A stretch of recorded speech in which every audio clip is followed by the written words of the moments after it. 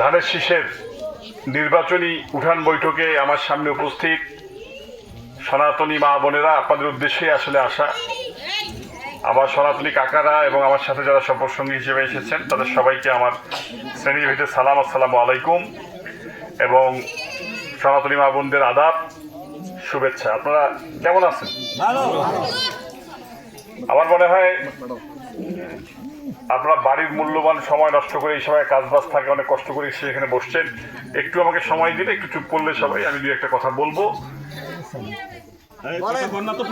এবং যে বিষয়টা হচ্ছে যে আমাদের আসলে এই জলঢাকা উপজেলার স্বাধীনতা পরবর্তী সনাতনী বাবনদের যে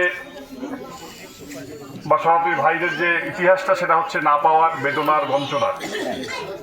সবাই প্রতি বছর বা প্রতি নির্বাচনের সময় ওনাদেরকে ব্যবহার করেছেন, ভোট নিয়েছেন, কিন্তু এরপর 5 বছর 10 বছর যাই হোক না কেন, কেউ খোঁজ খবর কি নিয়েছে? এটাই হচ্ছে আমাদের ইতিহাস। কিন্তু তো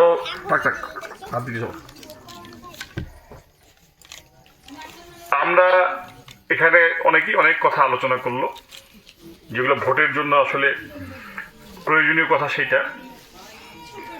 তো আমি মনে করি আসলে আমরা যে যতই দৌড়াই না কেন, ভগবান বা আল্লাহ তাআলা যদি কারো কপালে জয় না রাখে, লাভ আছে? হ্যাঁ, একটা দল কিন্তু আমরা কিন্তু এই যে সমালোচনায় বিশ্বাসী না। আমরা কি করি, আমরা আপনাদের সাথে সম্পর্কটা, এর আগেও আপনাদের কাছে কৃতজ্ঞ। 2 বার আমার আব্বা উপজেলা ভোট করছে, আপনারা কিন্তু এই শিমুলবাড়ির সনাতনী ভাই বোন তাকে ভোট দিচ্ছেন, এটা সত্য। আমরা সেই জন্য আপনাদের কাছে চিরকৃতজ্ঞ। এখন আমি যতই ষড়যন্ত্র করি না কেন, আপনাদেরকে যতই মিথ্যা কথা আসি বলি, যতই কৌশলে আপনাদের ভোট নেওয়ার চেষ্টা করি না কেন, কেউ জানুক আর না জানুক, আল্লাহ তো জানবে নাকি?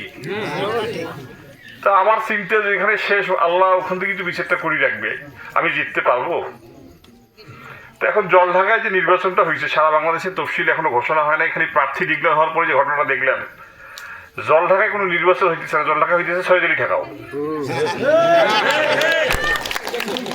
আরে ভাই, আলহাজ সৈয়দলি সাহেব বাঘ না ভাল্লুক? এত ভয় কেন? উনি ওনার সারা জীবনে কেউ শালা বলে এটা গালি দিছে? উনি যে 10 বছর উপজেলা চেয়ারম্যান ছিল, কারো ফাইল আটকায় রাখছে? কোন উপজেলার কর্মচারীকে বদলি করছে? রাখ ভাই, আপনারা শিউলবাড়ির লোক যে চেয়ারম্যান দেখা পান নাই, ডাইরেক্ট যাইতে পারেন নাই, কথা বলতে পারেন নাই। বরঞ্চ যারা শীতের পাখি তাদেরই দেখা পান নাই, যাদেরকে আপনারা রাশি ভোট দিচ্ছেন। তো যাই হোক, সমালোচনা যাবো না এখন। এনাকে নিয়ে সমালোচনা শেষ নাই, শেষে। আর ভাই, বাংলাদেশ জাতীয়তাবাদী দল বিএনপি একটা বড় দল, এখানে কি সৈয়দুল সাহেবকে বাদ দিয়ে অন্য কারো নাম ঘোষণা করছে? না। নির্বাচনী আসনের তালিকা ঘোষণা হয়েছে, জলঢাকা এবং ডোমার ডিমলা, মানে নীলফামারী 1 আর 3 ঘোষণা করে, পরবর্তীতে করবে। ওর ভাই ঈদ লাগিয়েছে, জলঢাকায় কোনো মিষ্টি হবে, মিষ্টি বাকি নেই। আচ্ছা, এটা কি আমাদের নীলফামারীর কৃতি সন্তান ডোমার ডিমলায়, আপনারা সবাই চেনেন, ইঞ্জিনিয়ার শাহরিয়ার ইসলাম চৌধুরী তৈরি। উনি কে? উনি দেশনেত্রী বেগম খালেদা জিয়ার আপন বোনের ছেলে। আচ্ছা, এটা কি কেউ অস্বীকার করতে পারবে?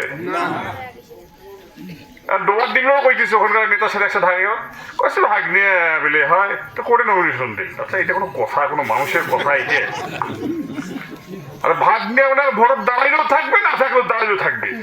নির্বাচনের সময় আসবে। তো এদের সামাজিকতা কতটুকু, এদের মধ্যে কতটুকু সভ্যতার মানে বিকাশ ঘটছে আপনারা বুঝতে পারতেছেন? আমার আব্বাকে অক্টোবর মাসের 4 তারিখে 11:30 সময় ডাইরেক্ট লন্ডন থেকে ভারপ্রাপ্ত চেয়ারম্যান তারেক রহমান ফোন দিছে। কয়েছে ফোন বলে দিছে, তা করে নমিনেশন দিলে তারেক রহমান সাহেব ফোন দিছে, এটা কি এখন মিথ্যা কথা? এটা কি অস্বীকার করবে সৈয়দুল সাহেব? সৈয়দুল সাহেব কি তোমার বাঁচবা না তাও যে মিথ্যা কথা বলবি? আর ফোন ওনাকে দেওয়ার আগে ওনাকে দপ্তর থেকে ফোন দিছে, আব্দুল সাত্তার পাটোয়ারি সাহেব ওনাকে ফোন দিচ্ছে, ভাই ফোনের কাছে থাকেন, এখন কিন্তু চেয়ারম্যান সাহেব ফোন দিবে। এখন বিষয় হইতেছে কি, ওই বাংলাদেশ ক্রিকেট দল, ক্রিকেটের দুটো দল আছে না, একটা নারী ক্রিকেট দল আর একটা কি আর নারী ক্রিকেট দল, হ্যাঁ পুরুষ বয়সের দল, তাই না? নারীরা যেরকম সফলতা পাইতেছে পুরুষরা পায়, খালি ফাইনালে যায় হারে নারী আর নারী। তা এখন শহীদ হিসাবে তো কোনো দোষ খুঁজি পাইতেছে না। ভোটের মাঠে মানুষের কাছে যে তারা নিজেরা জনগণের জন্য এমন কিছু করে নাই যে আপনারা দাঁড়িপাল্লায় ভোট দেন। এখন ওই শহীদ হিসাবের দোষ, যারা দেখতে নারী তার চলন বাঁকা। এখন 1 বছর আগে ব্যানার ফেস্টুন লাগাইছে না, আমরা কবে লাগাইছি? ভারপ্রাপ্ত চেয়ারম্যান ঘোষণা দিচ্ছে, তারপরেই তো আপনারা দেখেন ফাঁকা ফাঁকা জায়গায় যতগুলো আমাদের ফেস্টুন আছে সবগুলো একটা ঢিলাইছে, ফুটে করছে, অথচ তার পাশে দাঁড়িপাল্লার ফেস্টুনগুলো ঠিকই আছে। তাইলে শহীদ সাহেবের সমর্থকরা কত সভ্য তার প্রমাণ আছে না? প্রমাণ কি? একদম হাতে কলমে। বৃক্ষ তোমার নাম কি? কোথাও বলতে পারেন না যে তাদের একটা ফেস্টুন একটা ব্যানার। কারণ আমাদের লোকজন কিন্তু, যেটা বুঝতেছি আমি, সুষ্ঠু ভোট হলে কিন্তু ভোটের দিনটার জন্য অপেক্ষা করতেছে।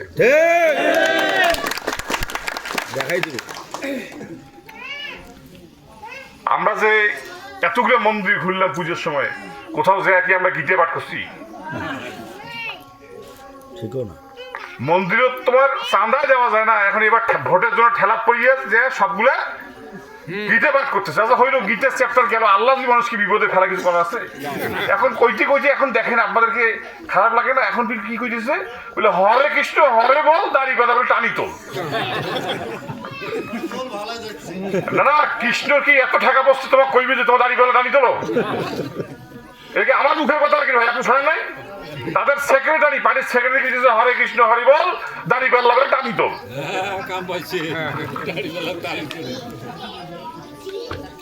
আমরাও তো বলতে পারি যে তোমার মা লক্ষ্মীর সাথে বেইমানি না করেন।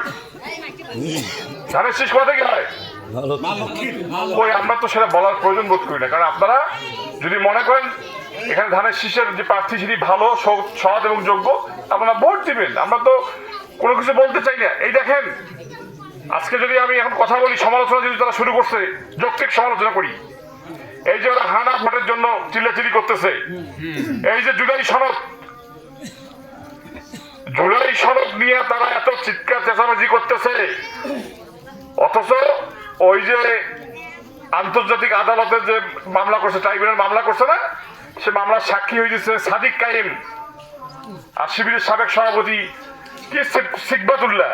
এদেরকে 3-4 বার করে সমন দিচ্ছে, এবার সাক্ষী দিবে না যায়, ওকে জুলাই সনদ তোমাকে লাগবে। কি বুঝলেন? এখানে সংবিধানে ৫ম সংশোধিত শহীদ রাষ্ট্রপতি জিয়াউর রহমান বিসমিল্লাহির রহমানের নাম ঢুকাইছে উনি। এখন মুসলমানরা যদি জানে যে এই জুলাই সনদ যদি পাস হয়, সংবিধান থেকে বিসমিল্লাহির রহমানের থাকবে না, তাহলে কোনো মুসলমান কি হ্যাঁ ভোট দিবে? কিন্তু মুসলমানদের যারা কন্ট্যাক্ট নিছে, দলের নামের সাথে ইসলাম লাগাইছে, তারা হ্যাঁ ভোট দেওয়ার জন্য প্রস্তুত। বিসমিল্লাহ থাকবে না থাক, আমাদের ক্ষমতা যাওয়া লাগবে। তাহলে বিসমিল্লাহ কাটা দল কোনটা? এখন কি বিসমিল্লাহ কাটা দল কোনটা? এখন তাহলে মুসলমানরা কি আপনারা শুনতেছেন না? বিসমিল্লাহ কাটা দলের নাম কি বলেন? জনগণ তো এত কিছু জানে না ওখানে কি লেখা আছে। কারণ বিএনপি তো নিজেই বললো যে আমাদের সাথে ধোকা দিচ্ছে। ওই জুলাই সনদে লেখা ছিল কি আর লিখতেছে কি? তাহলে আর বিসমিল্লাহ কাটা দলকে কি আপনারা হ্যাঁ ভোট দেবেন?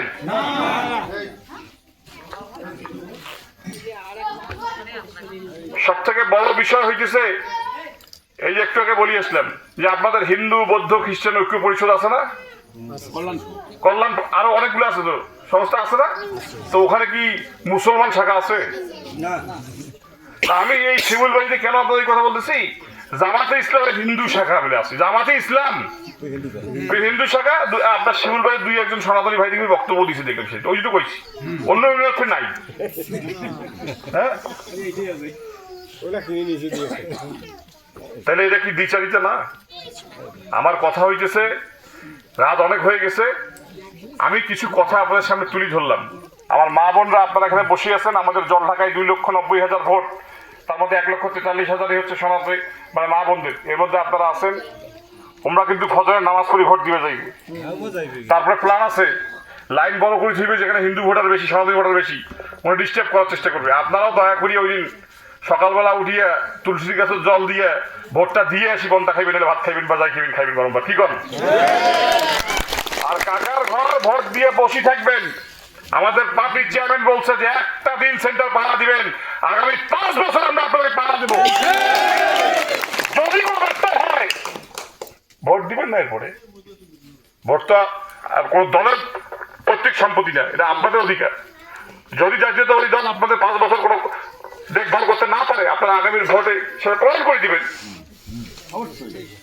ঠিক বললাম? আর আমি ব্যক্তিগতভাবে বলে দিলাম যে আমার আব্বা এখানে সংসদ সদস্য নির্বাচিত হোক কিংবা না হোক, ইনশাআল্লাহ আগামীতে বাংলাদেশ জাতীয়তাবাদী দল ক্ষমতায় আসতেছে। আপনাদের যা যা দাবি আছে, রাস্তা ইনশাআল্লাহ এমপি না হইলে অগ্রাধিকার দিয়ে আমরা করে দেবো ইনশাআল্লাহ।